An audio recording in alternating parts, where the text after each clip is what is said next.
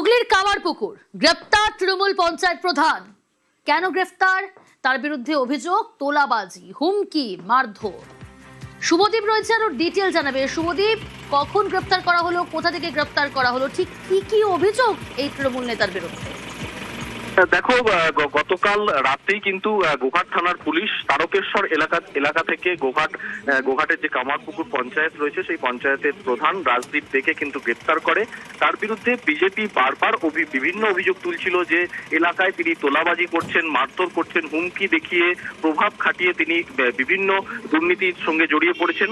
এবং পুলিশ সূত্রে যেটা জানা যাচ্ছে তার বিরুদ্ধে একাধিক জায়গায় তোলাবাজির অভিযোগ রয়েছে এবং বিভিন্ন জায়গায় প্রভাব খাটিয়ে হুমকি দেওয়ারও কিন্তু অভিযোগ রয়েছে। এবং ভোটের ফলাফল বেরোনোর পর থেকেই কিন্তু এলাকা থেকে তিনি পলাতক হয়ে যান এবং তাকে এলাকায় দেখা যায়নি এবং দীর্ঘদিন ধরে পুলিশ কিন্তু তার তল্লাশি চালাচ্ছিল। অবশেষে গতকাল রাতে ওই পঞ্চায়েত প্রধান, যে প্রভাবশালী পঞ্চায়েত প্রধান রাজদীপ থেকে কিন্তু গোঘাট থানার পুলিশ গ্রেপ্তার করতে পেরেছে এবং এদিন তাকে আরামবাগ মহকুমা আদালতেও কিন্তু পাঠানো হয়েছে।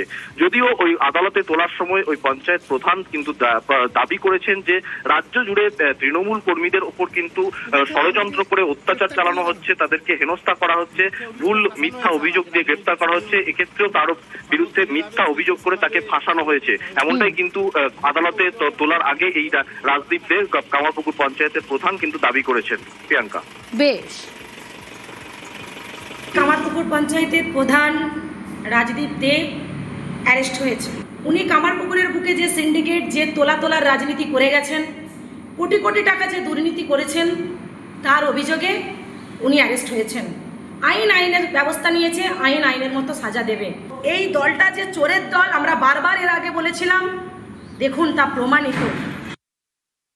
তৃণমূল কংগ্রেস করার জন্য যেভাবে সারা রাজ্যেতে সবাইকে হেকেল করা হচ্ছে, এটা নতুন কিছু নয়। কণ্ঠরোধ করার প্রচেষ্টা গণতন্ত্রে। কোথা থেকে আপনাকে অ্যারেস্ট করা হলো? আমাকে গোঘাটে।